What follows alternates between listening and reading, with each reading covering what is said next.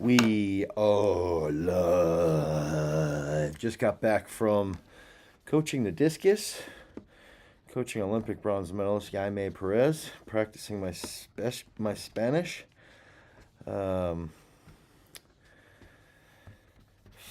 Actually, she actually got a new program. So it actually works out where we got into a little discussion.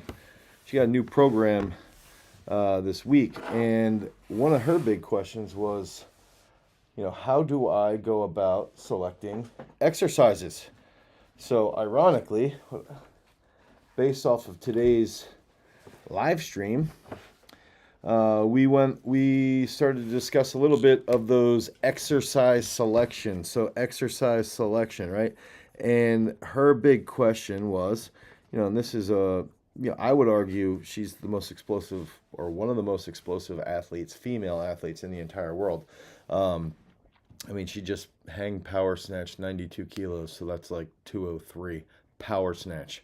And so when I'm breaking that down, I want to go over this real quickly, give you guys almost like a little bit of a lecture, I guess, on exercise selection, and then we can talk about what that means for you and all those things and everything. You can start to open the forum, right? So if we're in a sport, right, we have to look at, or even if we're just training in general, what type of adaptations are we looking for? Okay, so what are we going to be looking for? And if we are in a sport like, let's say boxing or wrestling or weightlifting, we're going to be in a sport that has that pound for pound. We're in a weight class sport, so we've got to focus on things that have good neural drive. What's going to increase our relative strength? We want to have explosive neural innervation. We want to have really good coordination, anything along those lines. We want to keep the metabolic response, the metabolic adaptations a little bit lower. We don't want to get too large or too hypertrophic, myofibrillar or sarcoplasmic, because we want to maintain that body weight class that we're in. Now, if we're looking at someone like a thrower, we want to see that neural innervation. We want to see that neural drive, but then we also do want to see some sense of myofibrillar hypertrophy and likely sarcoplasmic hypertrophy as well, depending on their size. So that's going to guide us with exercise selection. So if we're looking at exercise selection specifically for power, or for, let's say, increasing a bench press, okay, that first step is what's going to improve our neural drive. Okay, that's the first step. The second step, what's going to improve our technique? If we want to improve our bench press, what's going to improve our bench press technique? Benching, right? That next step, what type of hypertrophy will we see that will lead to greater levels of strength? Okay, so what type of hypertrophy will we see? And that's where I'm going to write here, hypertrophy types. Okay, hypertrophy to increase strength. That's a goal. If our goal was to increase mass and increase size, we might change that up a little bit. And then finally, we've got to identify, supporting accessories. So supporting accessories, and using our bench press example, triceps, shoulders, back. We're going to use that as an example. So when we're trying to figure out what type of exercises someone needs, and I'm selecting an exercise, and this is how we laid out Peak Strength. This is exactly how we laid out the app. All right, this is the exercise selection. That's the overarching goal. The main thing that we have to think about is what type of adaptations. Everything comes back to, we're looking at specific types of adaptation. Okay, so if I have someone who needs to increase their bench press, the first key step is we have to improve neural drive. Okay, we have to improve neural activation, neural recruitment, and then also communication between muscles. Okay, so we're going to do that. First priority might be like a push press, behind the neck jerk. Yes, we have done a golf video actually on Peak Strength, Brandon. anything along the lines of even like a trap bar jump, a power snatch. Power snatch is actually going to light up our neural drive. It's going to wake up our thoracic extension, our thoracic spine. It's going to help us feel really strong overhead. And that's going to create that good feeling as we would go into that bench press workout. So then that next thing, what type of hypertrophy are we going to be working towards? Let's say we're selecting, we want to do, and we also forgot about technique there. So if we're going to try to increase our bench press, we're going to have to bench press more frequently, or at least get more volume. That could be, 7 triples and 2 drop sets of 5 unbroken, anything like that, right? So if we want to increase our technique, we want to add more volume. If we want to add more volume, I would decrease the reps. Now that's bench press. That describes that adaptation, the technique, where we want to go. Okay, now that hypertrophy that we want is going to be more geared towards strength-based hypertrophy, okay, versus size-based hypertrophy. So now we have the innervation from the neural drive. We have the technique, which is also neural drive related. Now the hypertrophy is going to be more myofibrillar related. So now we're going to look at, again, more volume, lower reps, even more speed-based stuff, explosive, drop push-ups into explosive push-ups to a box, stuff along those lines. And then that supporting accessory, that's going to be the supporting forms of hypertrophy that we're looking for. And that's where it's going to come down to you guys as individuals, is that do you have weaker triceps? Do you have weaker shoulders? Do you have, and you can base that off of using our bench press model. If I'm looking at a pattern, okay, so a movement pattern, if I'm analyzing an athlete's movement pattern, I'm able to see sticking points, okay? And I like to think about this. This sounds weird, okay, but I like to think about sticking points as like a geographical map, okay? So a sticking point would be like, I don't know if you guys use Waze, the app Waze, but when you use Waze, you can see where the traffic's bad. You can see where there's police officers. You can see where there's a car on the side of the road. You can even see sometimes when there's roadkill, legitimately, okay? So Waze is this map that shows you these areas along your route that might be confusing or congested, okay? So that's how I look at movement patterns. So if I look at movement patterns, I look at sticking points, and sticking points are areas of congestion, areas of police officers on the side of the road. That's how I'm thinking through this, because then I can say, all right, their sticking point is off the chest for the bench. So now, how can we alleviate that congestion? They're struggling to get right off the chest. How can I help fix that problem? Or they're struggling with the lockout. Let's do lockout problems. Okay, they're struggling with the lockout. Okay.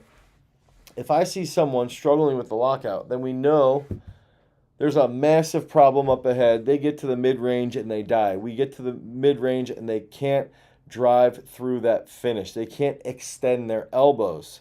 Okay, so now from the simplest terms, okay, what's happening physiologically, right? So they're getting to a sticking point that they can't lock out the bar. So the next thing that I do is, what is responsible for locking out the bar? Elbow extension. What's responsible for elbow extension? Triceps. Okay, what else? We have to have co-contractions in the shoulder. We have to have a stable shoulder girdle so that we can have more force being driven into that crazy joint. The shoulder's a wild joint, just like our hip. We have to have some stability in this joint, which then supports the action of tricep extension. Okay, so now if I have someone who has a sticking point at the lockout, okay, now I know I need to stabilize their shoulder so we can do dumbbell external rotations. And I need to train their tricep. Okay, I'm going to give you something here. This would be a real easy fix. Something that involves shoulder movement pattern and tricep extension and tricep lengthening is going to be a miracle grow. Okay, so that's like the best sticking point fix, because you're using both joints, or even doing like that drop push up. So all of this stuff that I'm looking at when I'm trying to pick these specific exercises, it goes back to understanding the adaptation that we want. And that adaptation is going to be fueled by the specific goals that you have. Okay, so if you have, I want to bench press 500 pounds, then we've got to work backwards and look at where's the low-hanging fruit at each point. And each point is a new point of congestion. So really, the movement pattern is the roadmap. Okay, the roadmap provides us the direction that we have to go with our training. That direction then provides us with the type of exercises that we need. Okay, just like I make a left turn, let's pretend I'm heading due north. I make a left turn, I'm going to head west. That's going to guide me, right? That's going to guide me to in that specific direction. Just like that miracle grow. That's going to guide my tricep extension on my elbows, which ideally will lead to that better lockout. That's going to be part of how I make that exercise selection. Then I can start to see, now I can go back to that movement pattern and say, when is the sticking point happening? Is the sticking point happening earlier in a set? So let's say you're doing 7 triples, and on the second or third set, you're missing that sticking point, or you're getting clobbered by the sticking point on the first or second rep. Well, now I know you lack strength. You lack actual strength. So now we got to train even your accessories in myofibrillar hypertrophy rep range. That's the type of adaptation that we want to look. Or let's say it's set 5, 6, 7. You're making good progress as you're working through that. You're hitting good positions, but you're dying later on in that set, in that rep scheme. You don't have good endurance. Well, now we know that for us to improve our endurance, we're going to probably have to train in a higher rep range, and that's going to lead to greater supporting roles for our shoulder and for our actual lockout. So sticking points. So yeah, that's right. Try hard garage. I know who you are. So a lot of this stuff just comes back to when you're selecting exercises, you've got to look at the goals. What are the goals specifically? Then the next step is, what are the adaptations that we need in that moment towards that goal? But also, what are the adaptations that we need on a big picture? So you look at it acutely, you look at it chronically, and then every single day you still have to be monitoring what is going on with these adaptations. How well is the individual recovering? How well, are they handling the volume that we're giving them with specific exercises? Are they able to execute the technique? Are we communicating the technique that we want? And this is something, if we have a discus thrower or a football player, and we know that this football player needs to gain size. I'll use Nicholas as an example, Singleton. This weekend, he played against the big dogs, Ohio State. Penn State was up by 5 with 8 minutes left in the game, and then they just got blown out the last 8 minutes. But we knew for Nick to get into a game like that as a true freshman, as an 18-year-old, he had to have that size and strength of that future vision of playing against someone like Ohio State or Notre Dame or whoever that might be, somebody top end, Michigan, right? So we knew that had to be that main goal. We knew the adaptation then had to be, we have to get Nicholas stronger, we have to get him more explosive, we have to train over a long period of time with these specific exercises, and that includes that neural drive, that includes that technique, and that includes absolute strength, and then ideally also includes massive ranges of hypertrophy, because you got to have size when you're playing against older dudes. So I wanted to go over that brief example of how I select exercises and how I select them based off of specific goals, and then where we go with that exercise selection. It all goes back to those specific problems. And I think that's another factor that we always forget about, is that training in reality, it's a problem. What is the problem that we're trying to solve, right? Like, what are you coming out like Michael Hearn? Yeah, that'd be funny. What is the issue? I mean, that's a good example. So would I want massive amounts of muscular hypertrophy in someone who is let's say a break dancer, or somebody who does, a good example would be half court basketball now that they have in the Olympics. Like, I don't want someone to be super hypertrophic. One, it could screw with their mechanics a little bit, But what we want is someone who's able to be stable and fast and explosive later on in the game. That game is extremely rapid. There's a lot of scoring going on. There's a lot of jumping. There's a lot of agility. So we have to train to strengthen the ankle joint, the knee joint, the hip joint with a lot of volume, with a lot of reps, while they're also training in conjunction in that actual sport. So we would focus more on myofibrillar hypertrophy and more on neural adaptation than we are actually going to be focusing on sarcoplasmic hypertrophy. So that's how we're going to dictate that rep range. And then we've got to look at specific angles, specific movements that will transfer over to that. So it really becomes like a lens that you try to look through while you're designing that roadmap to get you to the goal. So the goal is over here, you are over here, the roadmap's here, and those sticking points that you're going to have are going to be the areas of congestion that you've got to navigate around. Maybe those are injuries. Maybe those are actual movement pattern problems. Maybe those are you're a little slow or anything along those lines. Well, now we know what type of adaptations that we need to help you get a little bit closer to grasping that actual goal. And I wanted to share that because I think it's something that a lot of people sort of overlook. A lot of people, when I see these collegiate programs, they're just throwing shit against the wall, and they might do these full body workouts that's just like, how are you planning this? How are you organizing your workout to get these adaptations? What's the priority? Why aren't you doing nervous system training first? Things along those lines. So, I want to share that. We're 25 minutes in. Today's going to be a long one. We're going to try and really push this one for a long period of time. I want to answer as many questions as possible. Main goal is to help you guys with your training issues. And so we're going to start off. Gordon Marsh is coming in. He's saying, how can I stay motivated to keep going to the gym? I'm struggling with motivation. Now, ironically, solidarity. Hey, Dane, what's the best spot to leave feedback for the app? Put it in here, but also give us a review in the Apple Store, Google Play Store, and send us an email, support@garagestrength.com. There actually might be another, Jason could comment in there with the Peak Strength customer support. But any feedback you have, send it our way because we're going to be working on this for a long time, making it better. Now, motivation, okay? Motivation is going to go back to a couple different factors, okay? And I'm wearing my sweet Confucius shirt here. Okay, this shirt's actually available on our website, ironically. I don't know if we've ever sold one.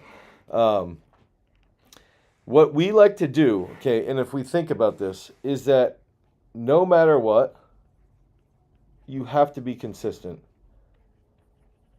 So you have to be consistent, okay, over a long period of time. We know that to be really good at something. So that's got to be the first aspect is if we have to be consistent and you're lacking that motivation, okay, to get into the gym, Gordon, what do you want from the gym? What do you want to experience from the gym? What's your goal from the gym? What's that feedback loop that you want to close? Do you want to be, more muscular? Do you want to be lean? Do you want to become a world champion? So that has to be established. Then you have to establish, like, this is the one thing I'm really going to focus on. And then no matter what, we don't stop. We don't go half-ass. One of the biggest things, and Martin Luther King actually talked about this a lot. And Martin Luther King, I believe, got a lot of this from Confucius, where Confucius would discuss, you can't give half effort, okay? You can't focus on 9 million things. You've got to have a couple real precise things that you're going to focus on, and you've got to go full steam, okay? There's no point in doing anything half-assed because then that just helps. It gets people get upset. You're treating people poorly because you're not giving them the effort they're asking for. And so we've got to identify, what are we doing this for? What are you going to the gym for? And if you're going to the gym, then you've got to be focused on that full steam. And I'll even relate this back to my business here at Garage Strength. one of the best things that we did was, going full steam ahead on YouTube was we wanted to reach as many people as possible. We wanted to have a positive impact with as many people as possible. So we went full steam ahead on YouTube, and we just kept going. We just kept being consistent. We just kept focusing on that task at hand. The task at hand was to reach as many people, help you guys as much as we possibly could. Okay? As we've done this, we've been able to find other areas that we sort of bullshit through, and then we sort of half-ass through, and we're going, why are we doing that? Why are we even going half speed through this, or why are we giving half of an effort? It's not valuable time management. It's not valuable to our effort. It's not effort management. So it comes back to, if you're lacking motivation, you've got to understand what you want. Okay, what do you want? How long is it going to take?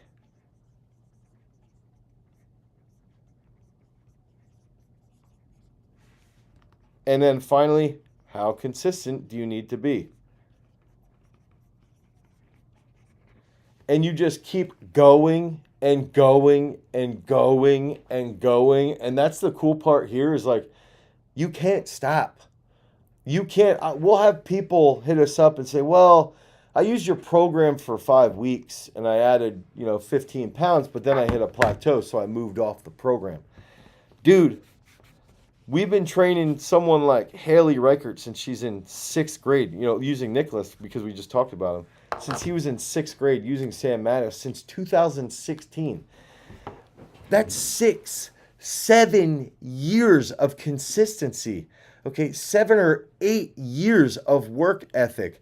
7 or 8 years of learning and being motivated. So it's like nothing that you're going to want to do in the gym can be done easily.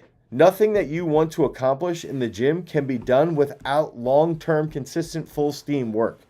Okay, so it's the main goal, though, is you have to establish what it is that you want. And then once you establish what it is that you want, you try and lay out that pathway to get there. And then you've got to keep plugging ahead and you've got to keep learning. That's the other factor, is that a lot of us get comfortable, and I'm just as guilty, where we'll get comfortable in specific exercises. And if they're not in a program, we don't want to do it. So it's like, and Dave just commented in here. Dave DeStefano just commented, goal, without getting, having these goals, associating a goal with it. And I'll try and answer Nerdy's comment here about being complacent. Is that the next thing here is if we can focus on a goal, okay? So let's pretend I have this goal of, I'll use an example. I wanted to deadlift 700 pounds, okay? That was my goal. I wanted to deadlift 700 pounds. And I had this goal for about 3 years, okay? So I had a goal, deadlift 700 pounds. Simple. It's very, very measurable, okay? It's extremely measurable. But I kept just putting it off and putting it off and putting it off. And I wasn't establishing a deadline, okay? I wasn't saying I want to do this by a certain point. I wasn't holding myself accountable. There was no means of accountability. Some of the best stuff around athletics is that there's a finite time for you to be a really elite level athlete. There's a finite time when the Olympics are going to happen, when the World Championships, when the World Series is happening, when, you watch the World Series right now and it's like, this is happening right now. Some of these guys may not ever have an issue. Like, they may never go back to the World Series. They may never play another game in the major leagues. Like, something might happen. So now that creates something interesting. Okay, so now we have a deadline. So for me, I want to share this. I don't know if you can see here, but I have this wild, wonky scar right here. Okay, right here. So I hope you can see that. It's crazy, crazy scar. Yeah, I don't think you can really see it. I'll bring it in a little bit. So I have this scar right here, right? And so what happened was I had this thing that was swelling up on my neck. And what's up, Vasu? Yeah, you can see that scar a little bit. So I had this thing that was swelling in my neck right up here, and it just kept swelling, and it would go away, and then it would swell again, it would go away.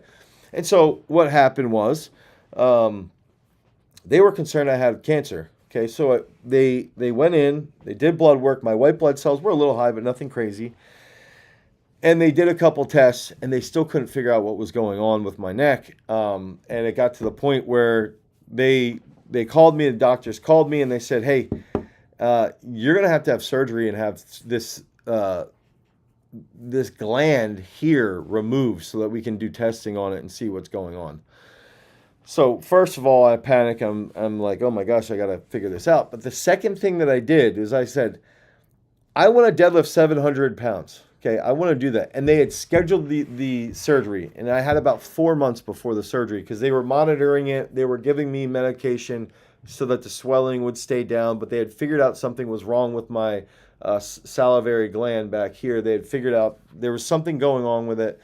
And then I was getting blood work done to make sure that my blood cells and stuff were fine. Okay, so they scheduled it out. It was like 3 to 4 months.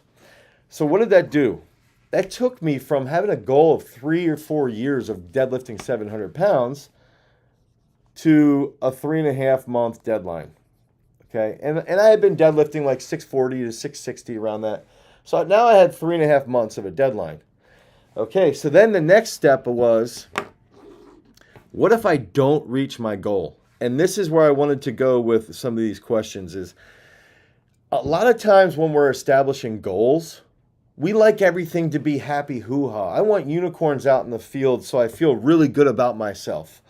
I want to go do this thing. I want to go to the World Series and win it. Well, guess what? What if you don't go to the World Series? Or what if you go to the World Series and you don't win it and you never go back?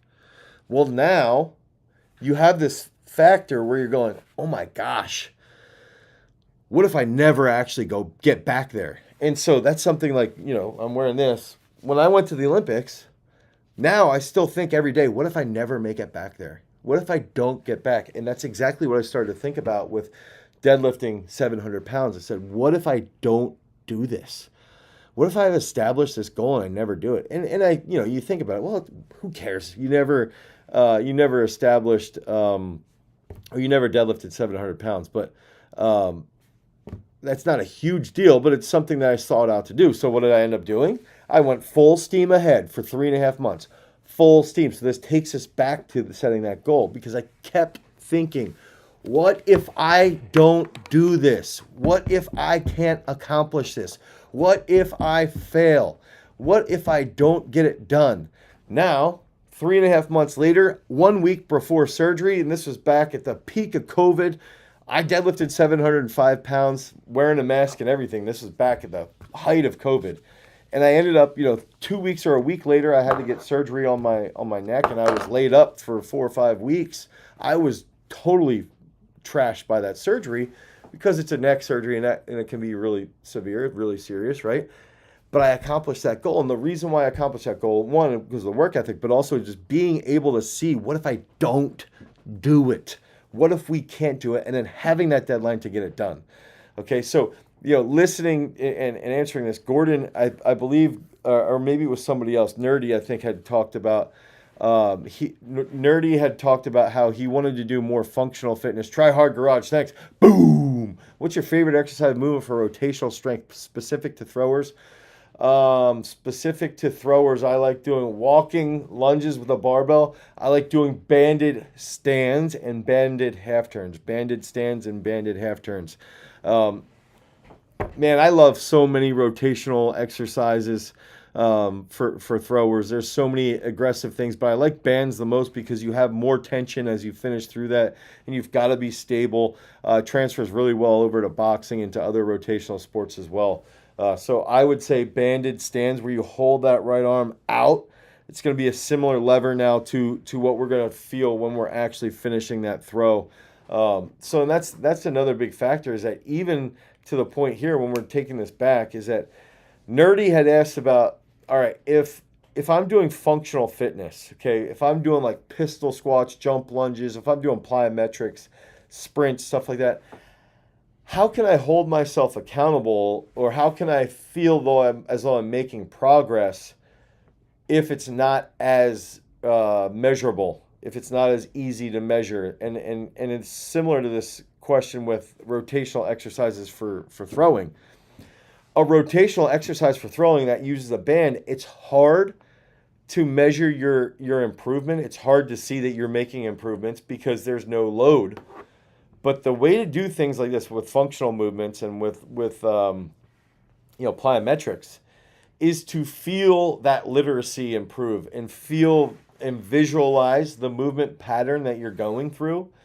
And are you executing it quicker with more precision?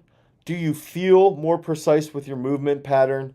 Can you see it when you slow footage down that you're holding better positions? Is it transferring well to other areas? And that's how you start to hold those positions accountable. Are you hiccuping a little bit less? Are you executing at that higher speed? And what happens then is that if you feel like you're doing a really good job with those movement patterns, and you feel like you're executing something very rapidly, the way that you can then feel confident in what you're doing is you're able to go test yourself. And that's what I would do as far as like functional stuff is concerned, is I would set dates like, all right, I want to do 10 pistol squats on each leg. And then the next test, I want to do 10 pistol squats on each leg without being on a box. I want to do it on the ground. And then the next thing, I want to do 15 dips, body weight. I want to do 15 rope climbs. I want to do, 30 pull-ups, something wild. And you can set these goals, these wild goals that you can then see progress, and you can feel it in the confidence of how you're executing it. And I think that's like the overarching problem people have, is that it's really easy to confuse yourself over and over again and still feel like you're doing work. That's why we like to watch, someone like, I don't know, Jordan Peterson. Like you hear what he says and it makes sense, but you like to watch him because it almost like confuses you again the next time you watch him, because he might be prolific with his words or something. And I think athletes like to do that. Athletes, instead of just harping on 1 or 2 or 3 cues over and over and over and over again for 6 months, they don't like to do that because it makes them feel uncomfortable to just constantly think about the exact same thing over and over again. But it all goes back to, just as if we have that singular focused goal, like executing, our YouTube plan very well and going full steam ahead, it also goes in line with those cues. And if you're executing these movement patterns with minimal cues, it might be uncomfortable as a coach to say the same thing over and over again, but in reality, you're going to have better execution because you're more focused on that precise pattern. And that's where, using, your left foot out of the back for sure, Mason. Showing up to practice on time is another big one there. But that's where, even if we're doing that, the banded work as well, when we're doing that banded work and we're rotating forward, the more precise we get with that position and that feeling, the better that execution is going to be. And the more motivated you are to do those things in a precise manner, and the less distracted you get, and everything just sort of snowballs, that you really, really embrace every single aspect of that existence to get to that main goal, right? So I hope that helps with that question for try hard, and a little bit there with nerdy. Ramram, I didn't see. I have to go back. Ramram, how should I add to my bench every session if I'm doing 60 kilos for 5 sets of 5? So Ramram is asking. He's doing 133 pounds for 5 sets of 5 on bench press, and he wants to add weight. Okay, so what I would do is 1 week, okay, this is part of exercise selection. 1 week I would do, let's say, 2 sets of 5 at 60 kilos. That third set of 5 I would do at 65 kilos. Fourth set, I'd go to 70 kilos. Fifth set, I'd try 75 kilos. And if it works, I increase. If it doesn't, then I stay the same for that next workout. And then that accessory, afterwards, you could do like explosive push-ups on a dynamic day, dips on a higher rep hypertrophy day. And you can sort of go back and forth between the type of loading that you're doing and the type of accessory that you're doing. Nerdy. Next question. I had a deadline and goal to squat 600. Accomplished, but I suffer from knee pain. On what's the best way to? Okay. Um, so I would start with, if you've got knee pain, I would start with like backwards walks up a hill. Do backward walking up a hill. Do forward sprints. Increase ankle mobility. Oftentimes, a lot of knee issues are going to be related to ankle mobility and how mobile that dorsiflexion is. A lot of times that's what ends up happening. So it's really important to look at like what's causing the knee pain. Was it the volume? Is there a little bit of scar tissue on the patella or anywhere along those lines? And that's going to help guide you with that knee issue. But start with just hiking up backwards up a hill, snatch and clean jerk on the same day versus doing them on their own day. Specifically the hills of Eugene. That's right, Try Hard Garage. You've seen it. You've seen me running those hill sprints in Eugene. Backwards, brutal. Snatch and clean jerk, same day. Any good programs for high school athletes to develop endurance and agility? I would, to answer that, agile and hostile programs are great, but I would also throw in there, dude, and this is the big thing here. And this is, Jay just asked a question about volleyball. I would say literally just go in and download Peak Strength. Go to peakstrength.app, go to the Apple Store, go to Google Play Store, and just download the app and play around with it for a week and make sure that you're actually doing it for a week. And that's going to help you sort of iron out what you want from the app. And if you put in your goals, you put in your maxes, you put all the peak dates that you need to hit. It's me laying out that program, spitting. The algorithm it's all intuitive from our knowledge. So you could pick up the Agile and Hostile program. You could get the Berserker program, but I would even recommend just, if you're looking at endurance, you could get one of the endurance programs. You could get that's in Peak Strength. You could put that in there. So, the first 7 days are free. It's not going to hurt you to get that. And I'm in there instructing in the app and walking you guys through it. So that would be like my main answer there. Dude, it's freaking legit. And it's only going to keep getting better. Every single time that we have an update, which we're going to have a couple updates here in the next couple weeks, it's just getting better and better and better. So it's pretty cool. Best way to get rid of man boobs is to make sure that you're eating well and you're decreasing your exposure to junk food, trans fats, avoid hydrogenated oils. Make sure you're decreasing your caloric intake by 400 to 500 calories. I think that's the biggest lesson that I've had. I started this challenge. I think I was like 243. Jason could comment or Jake could comment if they remember, but I think I was 243 and I've been consistently 227, and that's over 6 to 7 weeks just because I've been eating in a caloric deficit and holding myself accountable. So it's not crazy hard. How do you work out around days?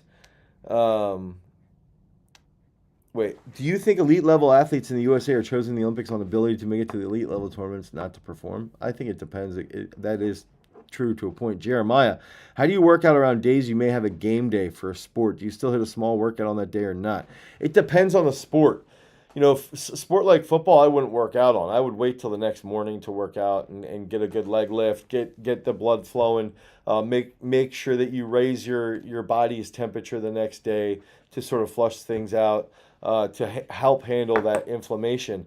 And in other sports, if I was in other sports, I would, it depends on wrestling. Sometimes you could get a 20 or 30 minute workout in after a wrestling match if it's a dual meet.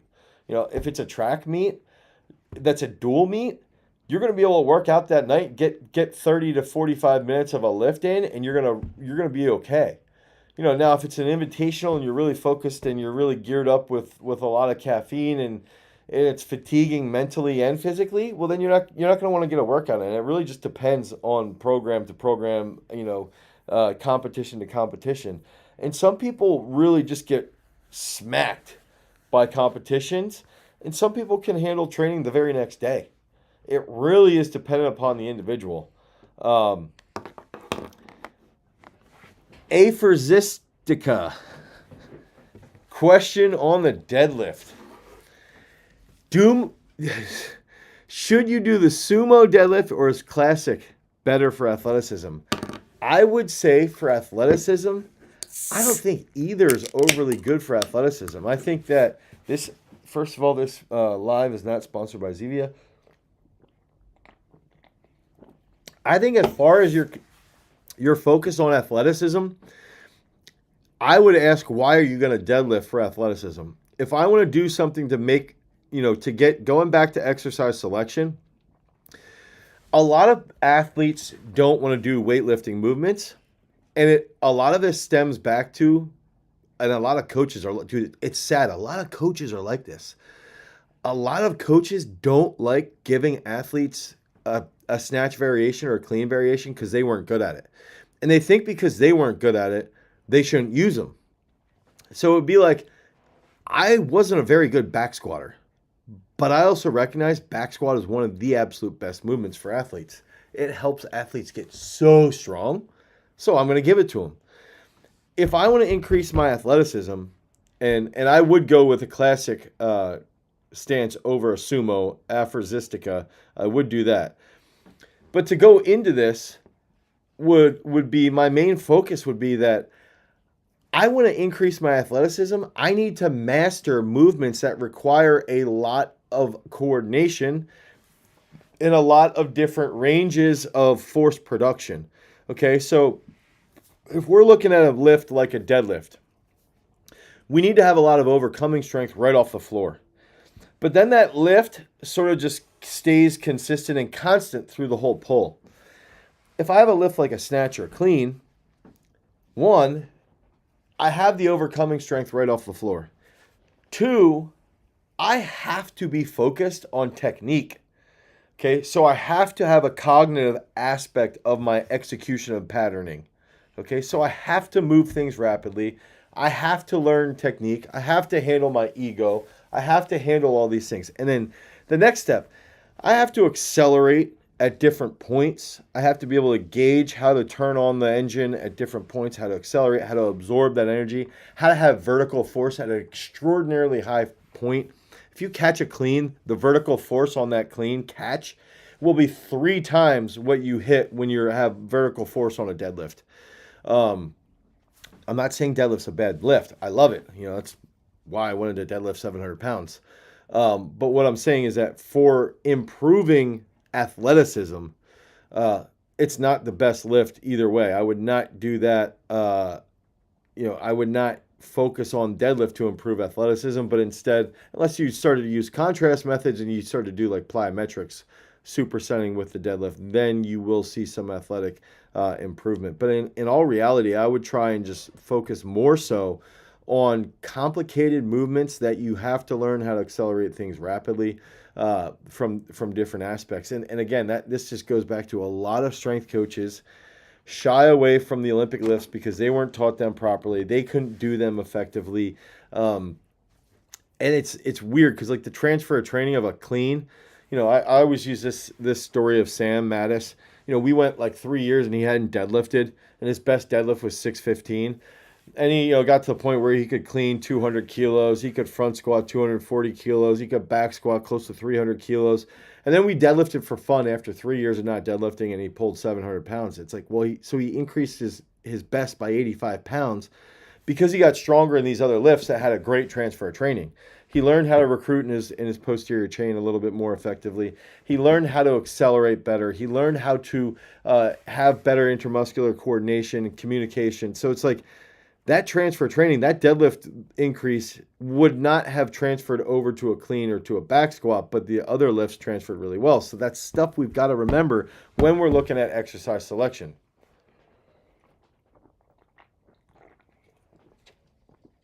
NV gave me a few tips. I can feel the speed difference off the floor.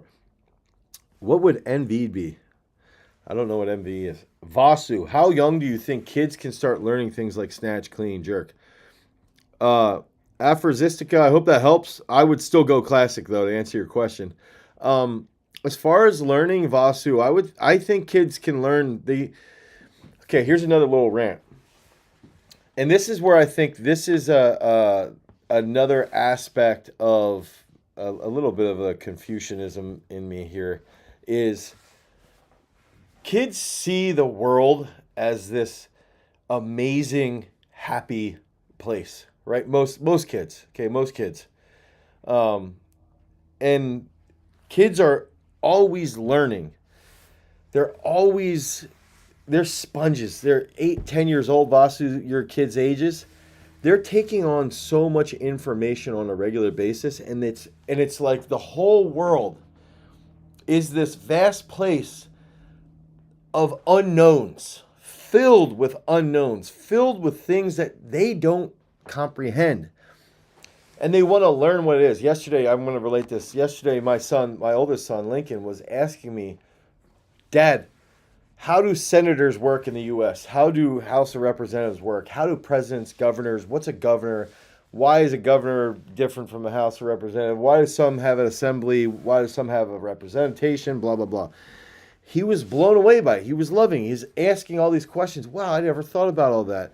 And then I'm sort of relating to him how it leads to different forms of government and whatnot.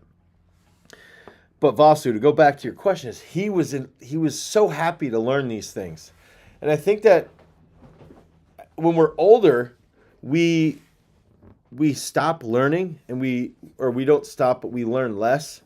We get more set in our ways, which is fine because we have our rituals and all these things.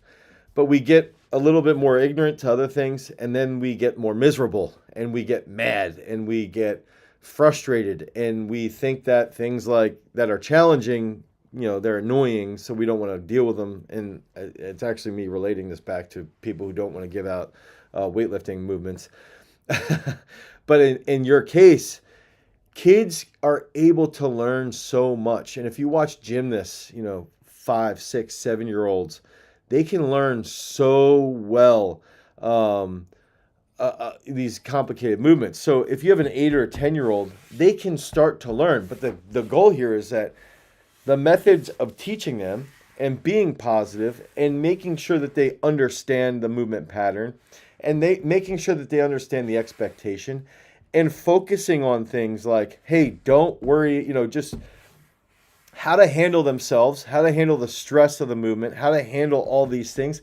That plays a major role in their development in athletics. And if you can get kids that are 8, 9, 10, 11 years old to learn how to snatch, to learn how to clean, now, over time, they realize that when you learn more complicated movements, it's fun, it's enjoyable to learn challenging things, it's enjoyable for performance in different sports, it has great transfer. And so what I would say to answer your question, Vasu, would be really 8, 9, 10 years old, they're able to learn, but it's doing it with a dowel rod,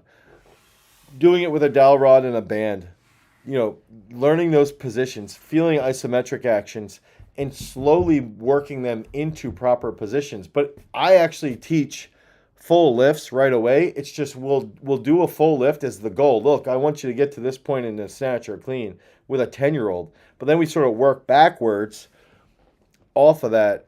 This is the end goal. Now we're going to learn, different positions and different partial movements to replicate or to support that main movement pattern.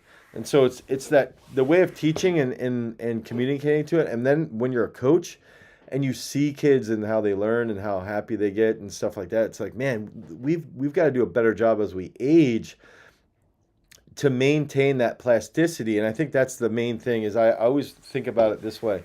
When you see older people, I'm thinking about, my grandmother passed away recently. She was 93, okay? She was so fluid in her movements, right? Like she was very just fit and active. She ate well. She was always walking her dogs every day. And she could walk normally, right? But you could compare my grandmother, who was 93 when she recently passed away, to a dude who was 80, and he'd be walking super rigid, super stiff. They were that word, rigid.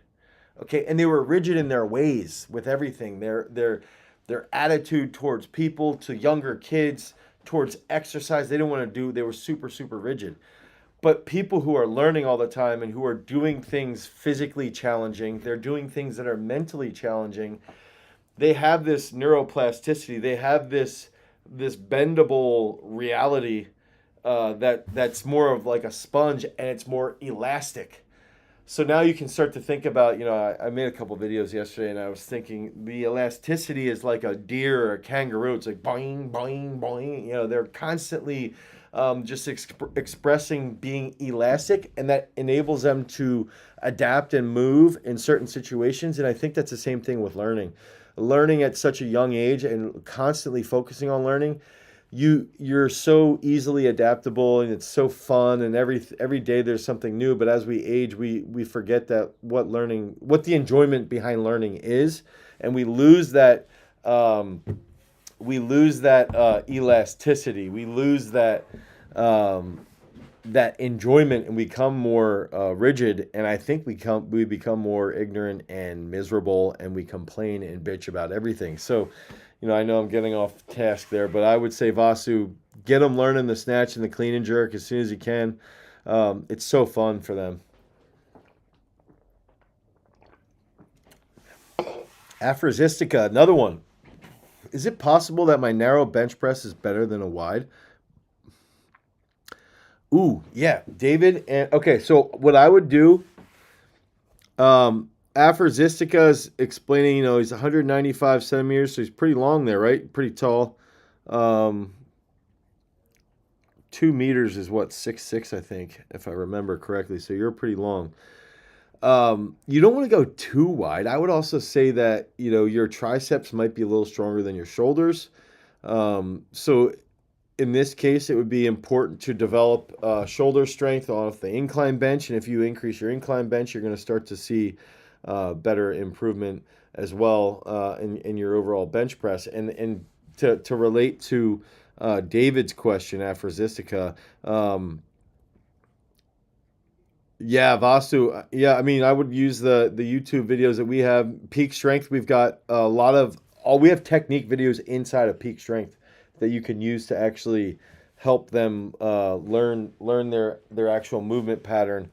Now, going back to David, so if we think about with myofibrillar hypertrophy, so if we have myofibrillar hypertrophy, we're going to see an increase in the number of myofibrils. Okay, so an increase in the number of myofibrils then leads to a more dense muscle, and we just keep packing. Think about like this would be one myofiber. Okay, if I train in myofibrillar hypertrophy rep ranges, or like 10 sets of doubles or triples, now I just added another myofiber, and that myofiber is twice as strong, right? Now I just added another myofiber here.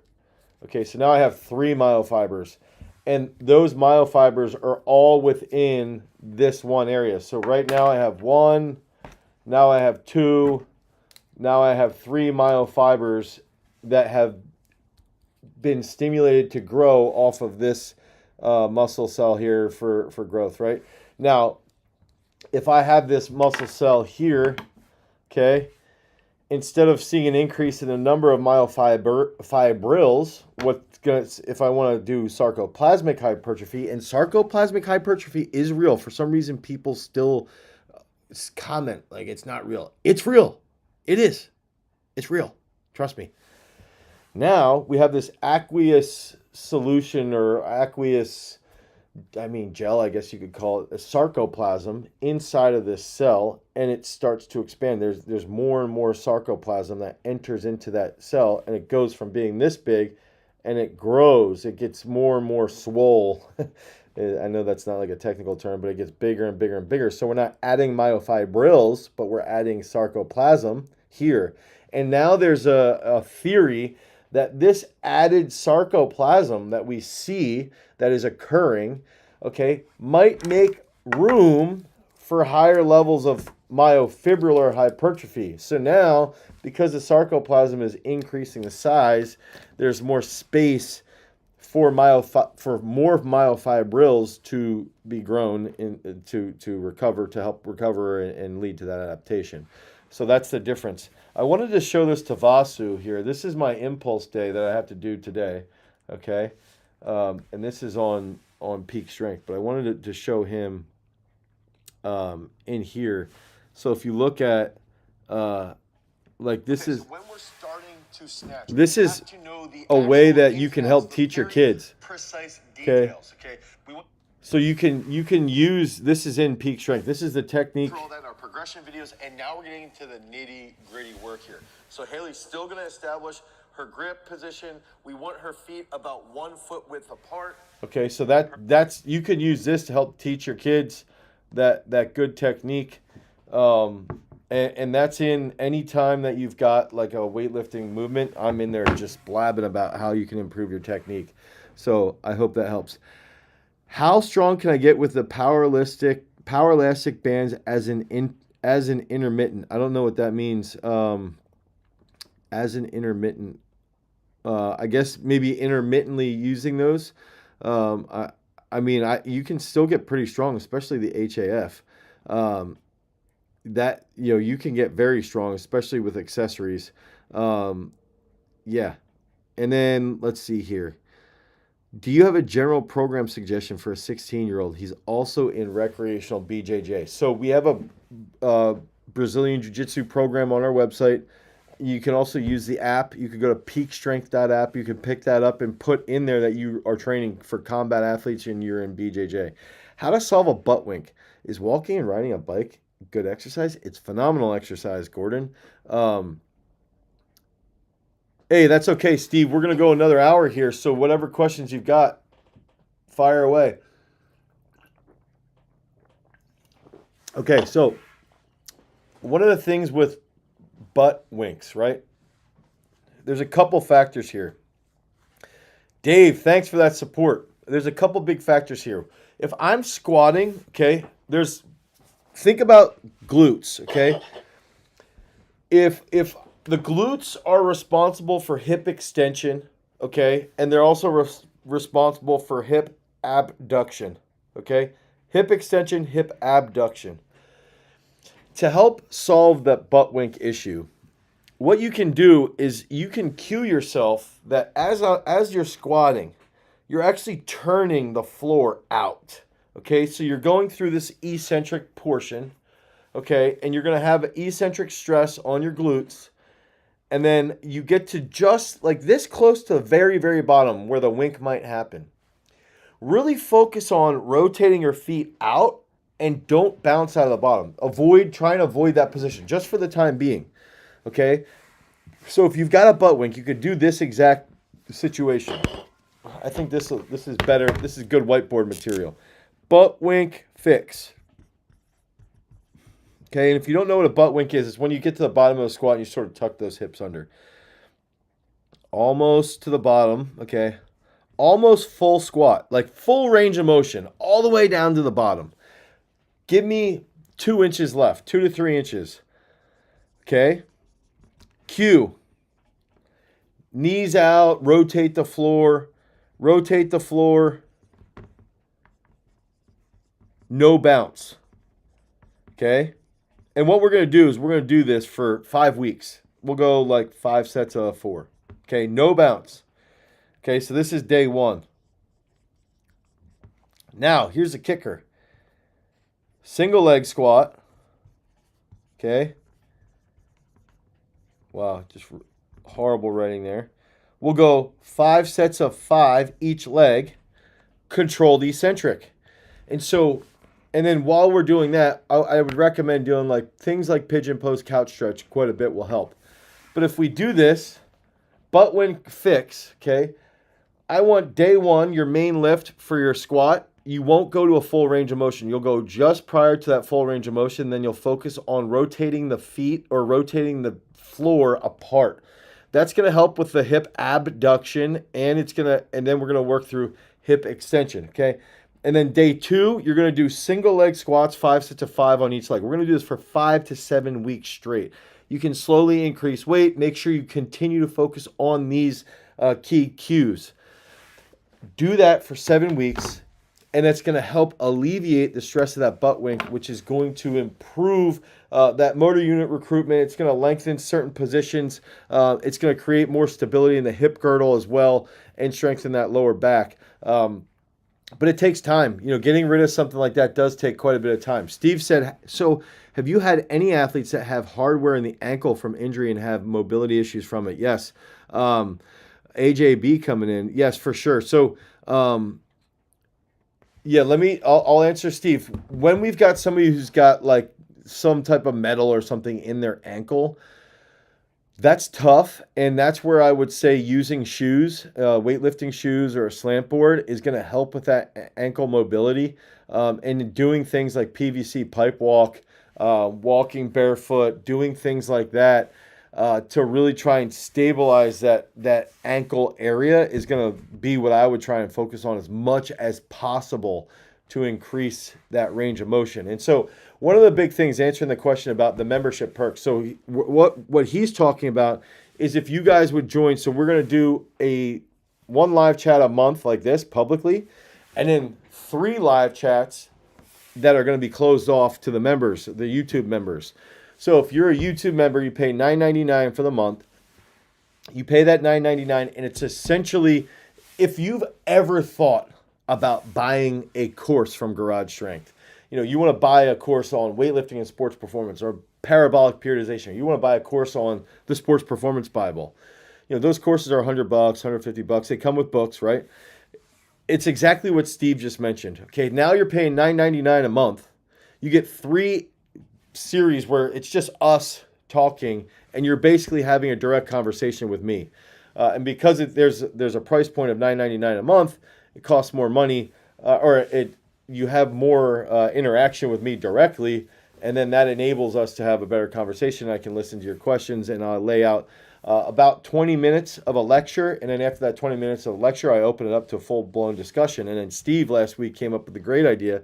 Now what we're going to be doing is we're creating a course with a full-blown curriculum. Each month is going to have a specific curriculum. And then at the end of those presentations, I'm going to give you 3 questions as homework assignments so that the following week we can then go into a little bit deeper topics and answer those questions that you guys might have and hold you accountable with those homework assignments as well. So it makes, it's like a direct access live conversation with me around your problems in training and what you can do to do this. Vasu is also in there. It's like getting to SD and everything you want to know for $250 a week. Yes, that's exactly right. So that's my whole goal, is that we can get the membership, raise that membership up, help you guys with your problems, and answer as many of your questions in training as possible. It's one of those things where it's like, if you've ever thought about buying one of those courses, this is going to give you that direct access. A lot of people, and Vasu, I think, is in this, and Steve as well, they've bought the courses and then they'll do the YouTube live. And if you're not even in the live, we also record it. So we have had some people that don't really get into the live, but then they watch it later on. And then after I think somebody just joined. Boom. And then after someone joins, or after, if you're not able to see me speaking live, you can still go back and revisit that live chat. Okay. So that's the main goal. And we're going to do that every week. And last week we got that big focus on, we're going to try and really develop this so that you guys get good questions. Ground force power and discus and shot. As a boxer, I see many similarities. So Emilio, thanks for joining the archive live streams, Emilio. So Emilio is going to have access because he just joined. Geez, I'm getting a lot of questions here. So Emilio, the ground force is going to be very similar, not only in boxing and throwing and in shot put, but also it's going to be similar in golf. Okay, so if we can put a lot of power into that, and try hard, I'm going to answer your question next. If we can put power into the ground, actually 1% better, email support@garagestrength.com. Email support@garagestrength.com, and we can answer that. Or DJ@garagestrength.com will answer that as well. If we can generate power into the ground, okay, so if we're doing things that are technical, like boxing, golf, throwing, and we learn how to apply force into our feet through our hips, okay? And this is where we've talked in the past about dynamic trunk control. Something that we touched on in the recent Masters of Sport podcast, this has not been released yet, but it will be in the future in the next like 2 to 3 weeks, is I started to discuss hip control, okay? Hip stability and control.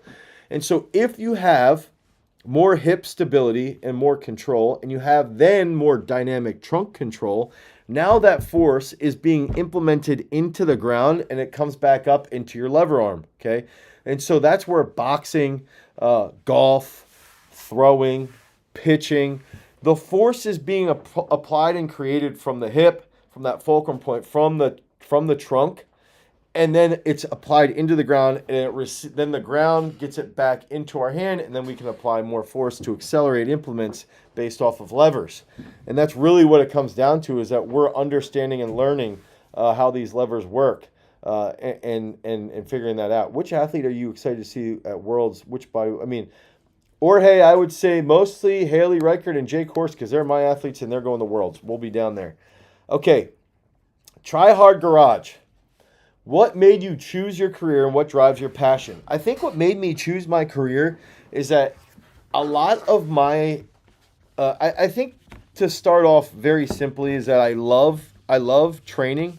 I've always liked lifting weights since I was about in 7th grade. I really got into lifting weights and I really, really liked it.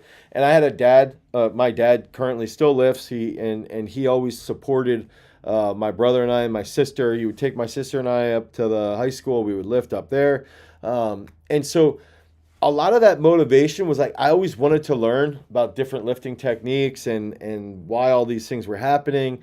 And early on, the local, this is back in the day when the local grocery store would still sell bodybuilding magazines. There was like a whole magazine aisle. So I would go look in the magazine aisle and look at Flex and Muscle and Fitness and see what was going on. And occasionally he would let me buy those magazines. But then I also got into lifting or got into talking with my high school strength gym coach.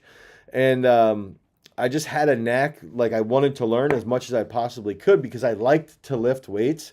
I liked the feeling and the response that I got from it. I liked to see the immediate return of my work ethic into it, and it was just addictive to me. It was something that I wanted to do all the time, and I constantly thought about it. And so when I went to college, I remember Josh Beauregard. I think, is that Josh? Is that Bo Throws maybe? Steve, you should DM me on Instagram. I feel like I know who that is. But so when I went to college, my dad said 2 things to me, okay? So my dad was a principal, and he goes, hey, listen, what do you want to go to college for? And I was like, I don't know. I really like lifting weights. And he's like, okay, well, what else do you want to learn about? Well, I want to learn about, I also like philosophy and history and stuff like that. So my dad goes, all right, why don't you want to learn about religious studies and history and stuff like that? Yeah, I like that stuff. Well, then just learn about it. Go learn about it. That's where you can get your degree in. He's like, and at the time, I didn't really think anything of it. I don't even know if he still thinks anything of this, but a lot of my focus and energy, because I was still an athlete, I was an athlete at Penn State while I was getting my degree in religious studies, and I was just learning about what I wanted to learn about. That's all I was doing. I was getting my college degree in what I wanted to just think about at that time. Then as I graduated, I started to think about how will I pay my bills? How am I going to do this? How am I going to, do things like that I like and be able to pay my bills? That was my main thing. What do I really like? So I had 2 decisions.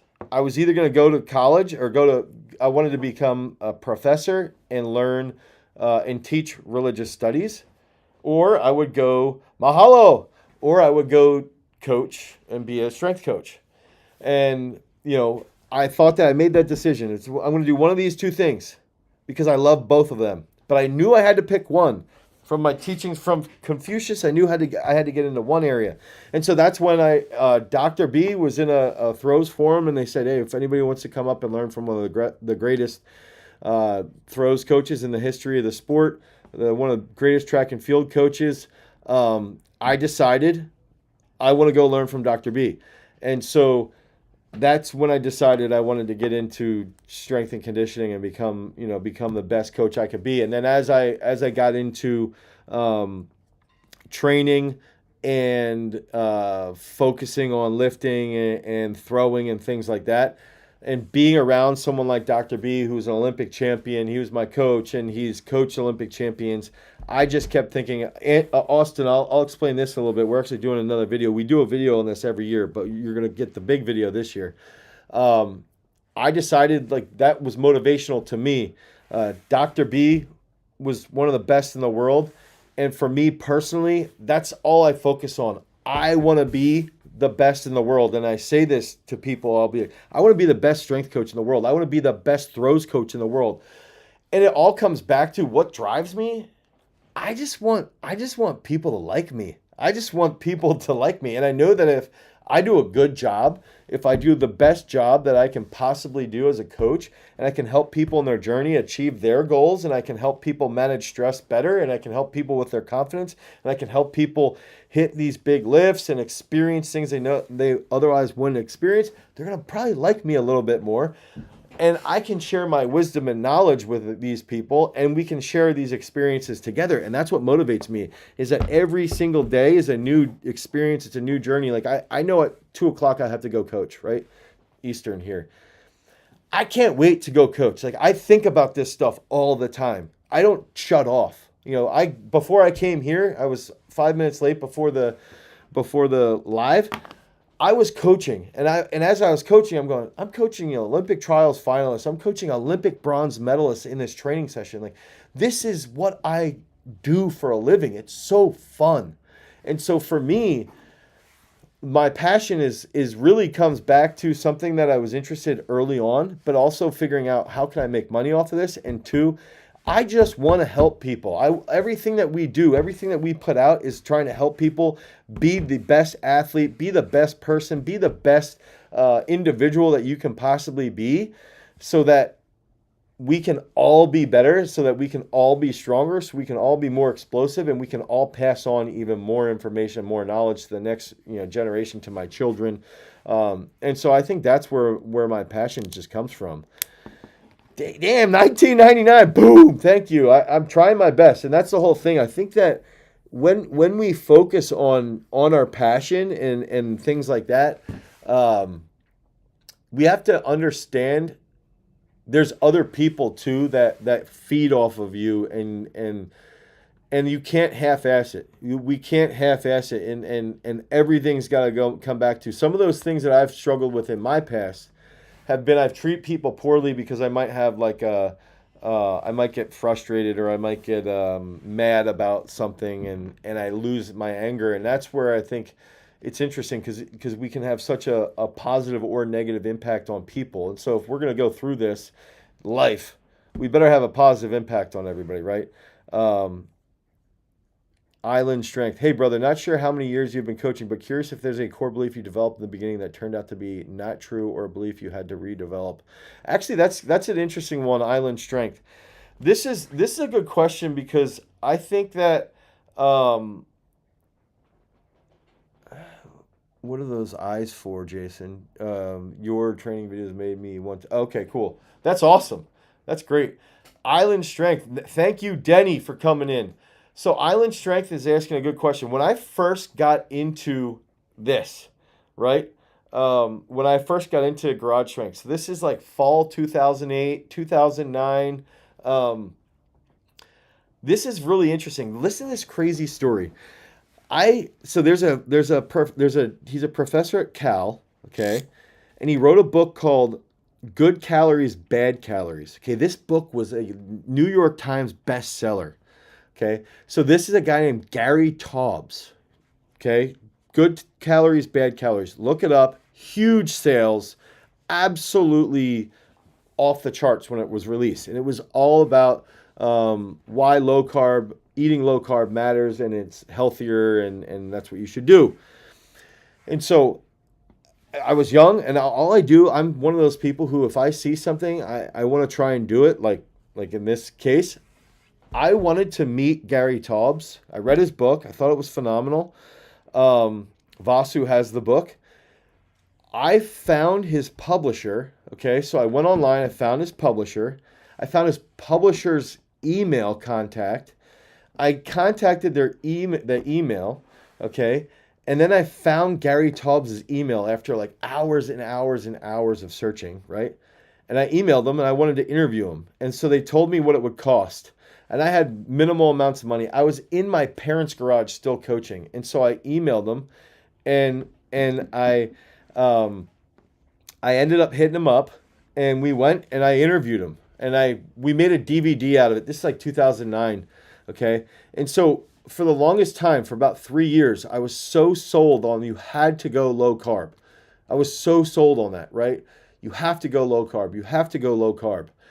And then I started to see a guy named Stefan Guyene, and he was starting to debate Gary Taubes. And there was this interesting debate going back and forth that a lot of Taubes' conclusions weren't really accurate. And there's a lot of cultures that do eat higher carb and you can lose weight. And then as time goes on, I started to get into someone like Lane Norton. I started to do research on Lane Norton and how he loses weight. And I started to see a lot of things and experiment. But at the time, I was still pretty heavy, right? And so I lost a lot of weight. I cut down to like 250, 240, lost like 50 pounds after weighing close to 300 pounds. But I did most of it initially with a low carb, and then I did some of it with high carb. And now what's interesting, now fast forward to 2022. My stance now is that low carb works, high carb works. High fiber is important, fermented foods are important. I think the biggest thing for me is that 3 to 5 years of my life, I spent only low carb works, only low carb works. You can't eat carbs and lose weight. It's not going to happen. And that's because of that interview with Gary and all that. And it was a great learning lesson. But over time, I just kept reading research. I kept being exposed to Stefan Guyene and what he talked about. And then learning things from the Sonnenbergs at Stanford and just getting more into nutritional research. Lane Norton doing stuff along those lines and seeing that you can eat carbohydrates and lose weight. It really comes back to things like calories consumed, and being in a caloric deficit is the most important thing. And here I am eating 300 grams of carbs a day, and I've lost like 16 pounds. So I think that's one of the main things that really challenged a false belief for me. And like, hey, some people do really well on low carb, but what happens is they might get off of low carb and then they gain weight back. But some people can sustain that for a long period of time. So really it comes back to what's going to work best for you and what's best for your long-term stability. But now for me, a typical day of eating would be, some meat. I have 1 glass of raw milk a day. And then I have, a lot of chia seeds and oats and raspberries, bananas, potatoes, sweet potatoes. I love sweet potatoes, a little butter. That would be a pretty standard, a lot of beans too. I'm gonna have black-eyed peas tonight. So where do you find research like birds can experience hyperplasia? I would go onto PubMed, and if you go onto PubMed, I'll try and find it right now. And this is some real interesting stuff, okay? So if I go to pubmed.com or .org, right? I want to figure out, man, it didn't work. I want to figure out hyperplasia. So I usually will go into right to the search on PubMed. And I'll just type in something like, muscle hyperplasia or something along those lines. And of course, some of this hyperplasia is going to be related to heart, skeletal muscle fiber hyperplasia, 1993. Okay, so this would be that first. I think this is from Jose Antonio, actually, I think. But so if you look at, first, skeletal muscle fiber hyperplasia, that's going to help. That'd be the first thing that you do, okay? So this is sort of how you can do that research. And then what I like to do, then you can go down and you say, okay, muscle fiber hyperplasia and weightlifting exercise in cats. So in 1992, they had cats lifting weights. But that's also what they ended up doing with the birds. They were having these crazy stretched. Here we go, right here. Muscle fiber. I'm so happy I found this. This is so exciting. muscle fiber splitting in stretch enlarged avian muscle. Okay, so what I want to do, and this is also from Antonio.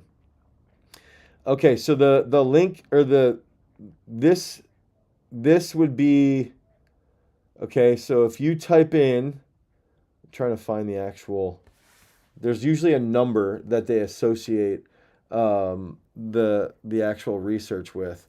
But if you go to PubMed, okay, if you go muscle fiber splitting in stretch enlarged avian muscle, that's how I do research. And I'm pretty good at like, just I'm relentless. I will sit there for 20 minutes and I'll find 3 things. I'll write it down. I'll put it in my notes, and then I come back and I revisit it. So you can take this now and you can read this, and what happened and what that crazy stretching was like for the birds, how they had muscle fiber hyperplasia. And the thing is that interesting stuff. And this is during COVID when we were a smaller channel, Skinny Fat Solution. Lift bigger weights, pick up the peak strength program, get the peak strength app.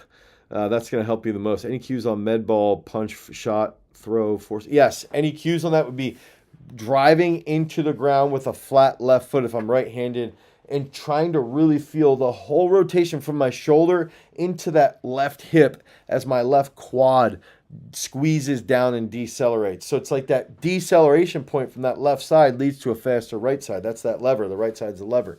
So a lot of this stuff, if you look at a lot of the information that we get, especially around hyperplasia, if you go back when we were a smaller channel, look at, I did interviews with a guy on myokines. I did interviews with Judy Armstrong on satellite cell research. And that's stuff that we're going to get into a little bit further. The satellite cell research is, back in the early 90s, people thought it wasn't real. They thought satellite cells weren't even real. Now, they know that satellite cells are real. They know that satellite cells play a significant role in muscular hypertrophy. They know that they help with healing. They know that myonuclear donation can lead to a stronger muscle fiber. And a lot of that is relating back to satellite cells being dormant, and then they're being proliferated. Then they go to a site to try and heal that site. So a lot of this stuff is crazy, crazy information that you can find on PubMed. And a lot of it's like old time research that people are bringing back to light with newer tools and means of analysis. We can see if it actually is working. Okay, so you've mentioned you have exercise standards for wrestling. For example, state champs should be able to pedal an assault bike at a certain rate. What are the standards? So this is for Schulers. My argument for that, Schulers, would be very dependent upon states. If I'm a state champ in Pennsylvania, that's gonna be a lot different than being a state champ in like Wyoming. No offense to the Wyoming people. But it's just very competitive in PA, Iowa, New Jersey to become a state champion, Ohio as well. So that's a little bit different. But if you could take somebody, there's a lot of different factors that go into those standards that we would establish. And a lot of it's relative to pound for pound strength as well. Been working on my own book recently, up to about 20 pages of information so far and a lot more to write.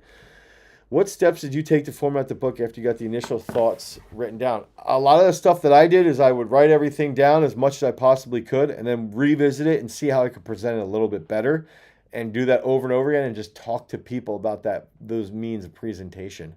That island strength, I think you would be someone, and I think you would do a good job if you would join the membership. $9.99 a month. You could ask a lot of those types of questions in there each week in the live chat, and I think that would help quite a bit with where you're going with the business as well. Dana Fatu, coach at 55 years with my knees, but I want to be able to show young wrestlers to lower level and compress your knee, calf on back, legs, but so painful. What lifts to build muscle around crunchy knees to take a shot? So your knee joints are stiff. This is what I would do. I would make sure you're doing a good warm-up. As you're getting older, I would wear those knee sleeves to help keep the actual joints warm and supported. And then on top of that, what I would recommend doing is a lot of sled work, push, pull sleds. Light body weight single leg squats will also help with that as well. But sled work, I would say, would be the absolute best for somebody with crunchy knees. If you do that sled work with crunchy knees, that's going to help improve your flexion as well in your ankle, and that's gonna lead to more stability over time. Significant knee pain. Okay, so SJV, I would say, where's the knee pain at? Some people at the bottom of the knee, if they have a really, really tight quad. So some people, when they do single leg squats, they have really, really tight quads, and that back leg even will have knee pain because they're hip and they're tight. Okay, yeah, so that does happen. But what I've always recommended is doing like 6 to 8 second eccentrics with that single leg squat, real slow, okay?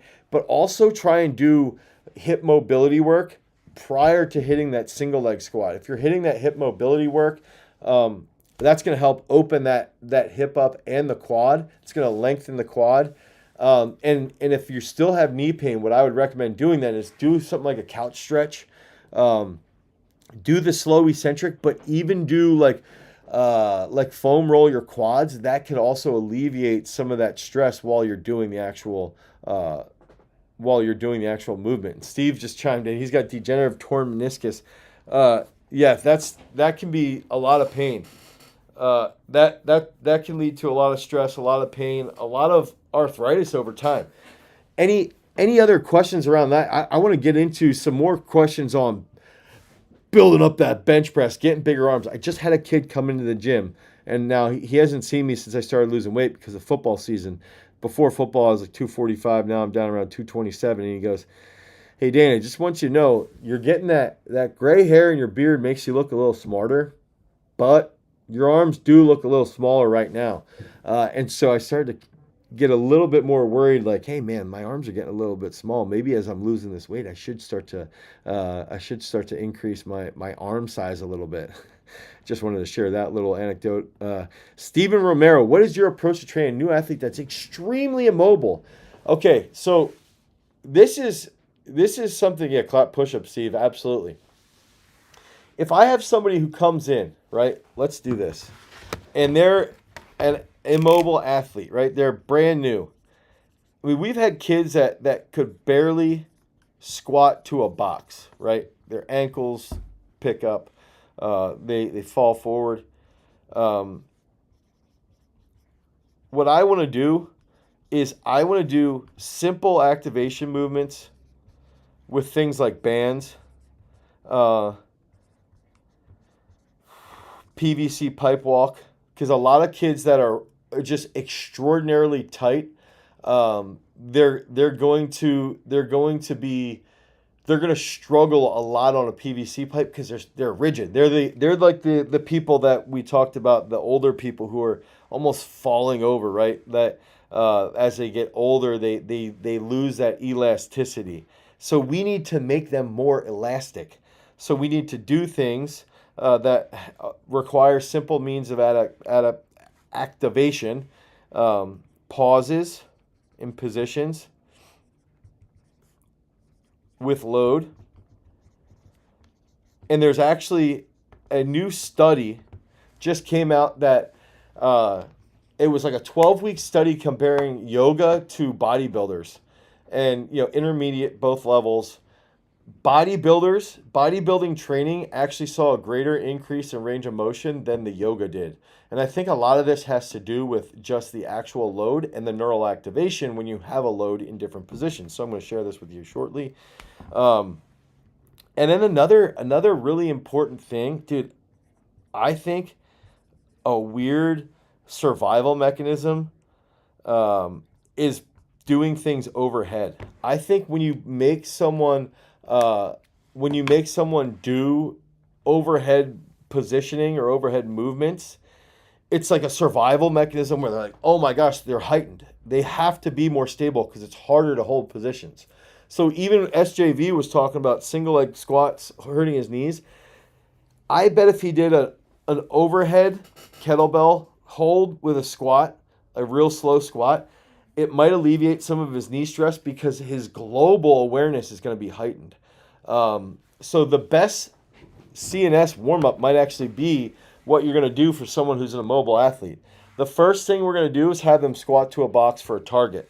And then after they do that, we might introduce something like a slant board. Okay, so we might introduce a slant and they're squatting to a box. Okay, so that's going to start loosening up their hips, loosening up their ankles a little bit, loosening up their lower back.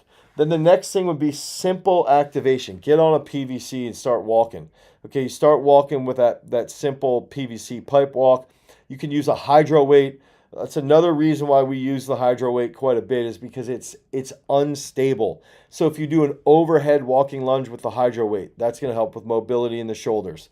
If you're doing PVC walks with the hydro weight, that's going to help with mobility in the trunk and in the shoulders, depending upon where you're holding it.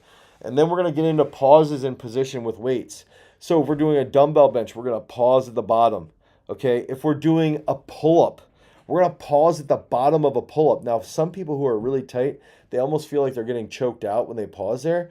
But over time, their lats are going to get lengthened and their upper backs can get more mobile. So pauses in those different positions is going to lead to better mobility.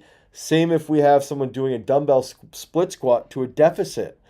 Now, if that knee has to get to a deeper position and they're holding those dumbbells, that's going to force them into that deeper position. So we want to pause in those positions, and then we want to add that overhead.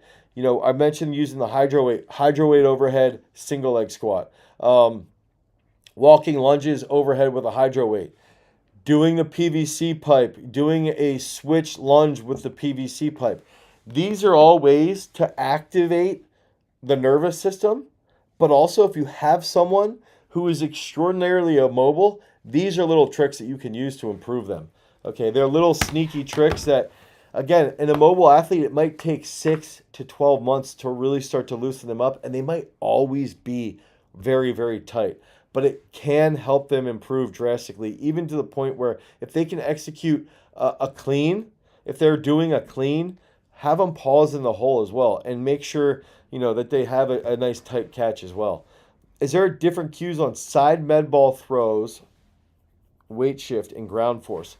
I don't think necessarily as much cues as what we like to do when we're doing side medicine ball throws is accelerate on the finish and decelerate as quickly as possible so that when you catch that medicine ball, you want to react as quickly as you possibly can.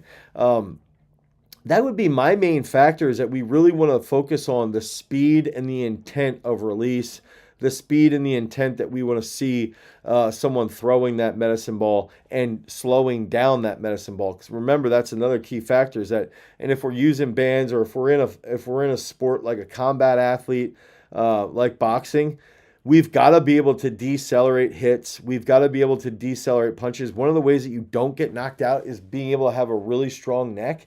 If you can have a strong neck, you can decelerate. You can decelerate a punch without the brain getting hit all over your skull. That's going to help you with absorbing those blows. So that's the main focus there. SJV saying left side of upper body is 25% larger and more defined, but the right side of my body is 25% larger. Man, that's crazy.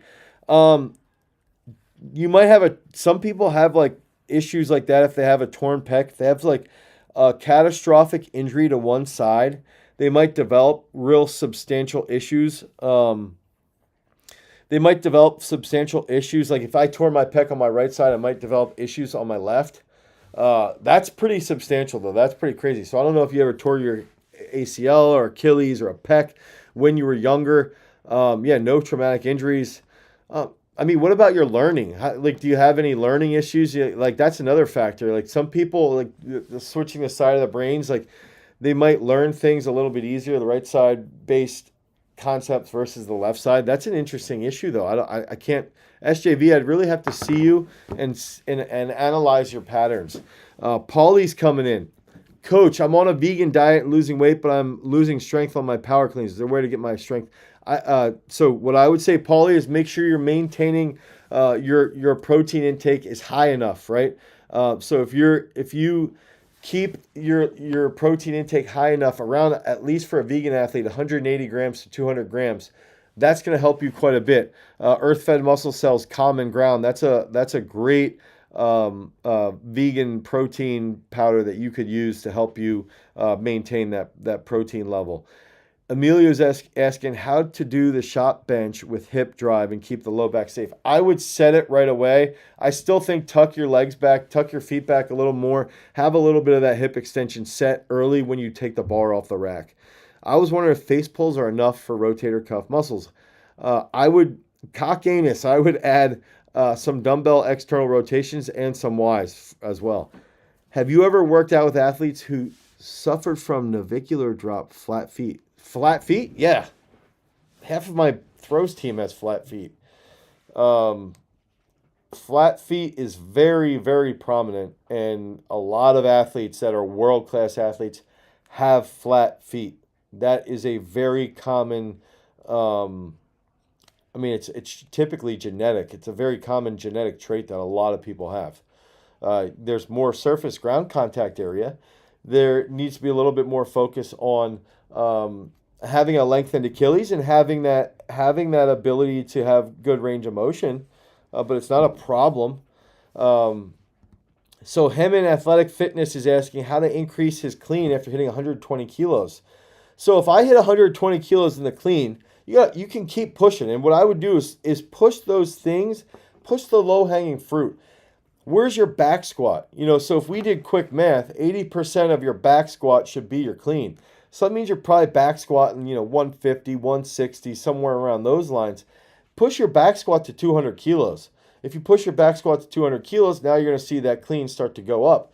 If your front squat, whatever you hit for 3 to 4 reps should be where your clean is. So if I want to clean 140 kilos, I'm going to front squat 140 for 4. So use that as a guide to really try and push that, to push those numbers. And that's where it's like building endurance and strength for judo. It's very similar. You want to do a day that's going to be impulse focused. You want to do a day that's going to be focused on being, having absolute strength, and then a day that's going to be focused on doing more endurance-based training. Some explosive exercises for golf, baseball, throwing. It's not going to change much. Dumbbell snatch, trap bar jumps, power snatch. These are movements that are global that can reach a lot. The transfer training is absolutely phenomenal. So we've got to realize, dude, if you get your snatch, you look at someone like Caleb Dressel. He power snatched 100 kilos. He got the fastest start in the world in swimming. You wouldn't think that, but it's like that transfers really well. Same with the power snatch over to golf. What are the key stretches that help for speed? We just did a video on this, actually. Pigeon pose, 90-90. Couch stretch. Lengthen the hamstring. Lengthen the hamstring and activate the hamstring. So that means if we're doing something where we have some trunk stability, so we have like a banded position, we want to lengthen those hamstrings at the same time that we're also triggering that trunk action. That's some key stuff that I would recommend. And guys, one of the main goals here is that we want to get you into that membership, the live membership. So if you've ever thought about buying a program or a course off of us in the past, this is going to be $9.99 a month. What you do is you subscribe, and we're going to do 3 live chats a month that are going to be behind the scenes. So they're going to be all you guys, if you're subscribed and you pay for that channel membership, you have direct access to me. You can ask me any question specific to your issue. And we're going to even do a lesson early on. We're going to provide a homework assignment for that lesson, and then we're going to build off of that. So there's going to be a curriculum around that membership drive. So let's take a couple more questions here before I head down to training. I think one of the things I love most about coaching is like every single day you're achieving a new level or a new challenge, right? A new level or a new challenge. FMS I think is solid, Kevin. I don't think it's amazing, but I think it's a great way to analyze people for sure. The narrow toe box in my cleats is aggravating my plantar fasciitis. Ooh, I don't know about that as far as cleats are concerned, but I would freeze golf balls and actually walk on frozen golf balls to help with that plantar fasciitis. That's a really weird trick that I learned from a couple really elite football players. That's some wild stuff right there. yeah, let me know if that helps. I hope it does. And I think that sort of goes along, maintaining foot health, foot stability, maintaining, lengthened Achilles. Those are really, really hard areas to make sure that we're being stable and the focus on the stability. So taking care of our feet, that's why we use PVC pipe so much. It's why we do a lot of barefoot jumps and barefoot sprints, is like that stuff's really, really important for just strengthening the calf area to then help you with jumping, to then help you with sprinting as well, and even executing proper movements with the squats. Do rugby players need to back squat, or can they just do heavy rear foot elevated split squats? Rugby players, I think it would depend, but I would recommend doing both.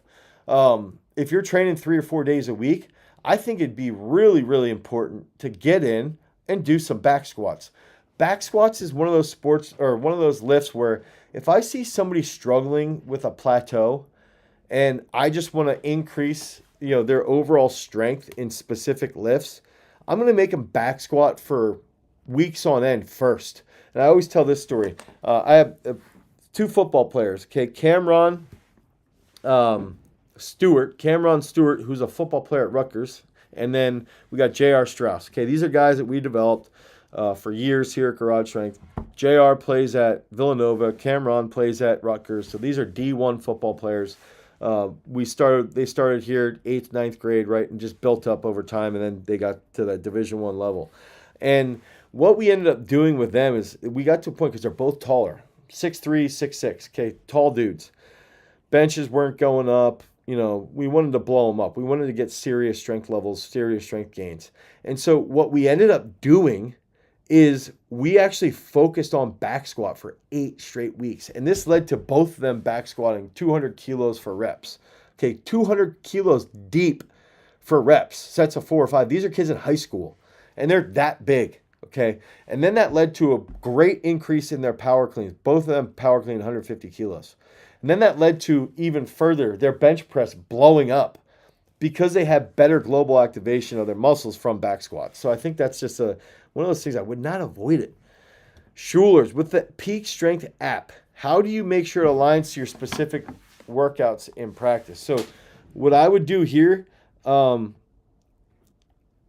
I think what you're saying there is, how does that align? But what you do is, when you go into the program here, like for me, I would click on, I'm training right now with wrestling. So this is wrestling. If I want to build a new program, I would change the sport that I'm training for. I would change like the experience level that I'm at. And then you would put in the date that you want to peak for. And so then that helps lay out what you're working towards. And so, okay, I'm back here. And so this is an impulse day for a wrestler. No feet snatch, pause below the knee, power clean. And so that walks us through that whole thing, even giving us simple mobility here at the end, where we can even select that mobility. So that's what we're doing inside the Peak Strength. And again, these are all specific to, if you put in your wrestling, it's going to be a wrestling-based program. If you put in, I believe crew is on there, mainly. I think it's under rowing, though, because I train one of the best canoeists in the entire world. And so taking that and the work that I've done with Ian Ross, and then building that out, we really tried to work on, thank you, Dana, we really tried to work on actually transferring that. I know canoe is a different sport than crew, but into an actual full-blown program that you can use inside of Peak Strength. So you got to check that out but it's under, I think it might be under rowing is the tag.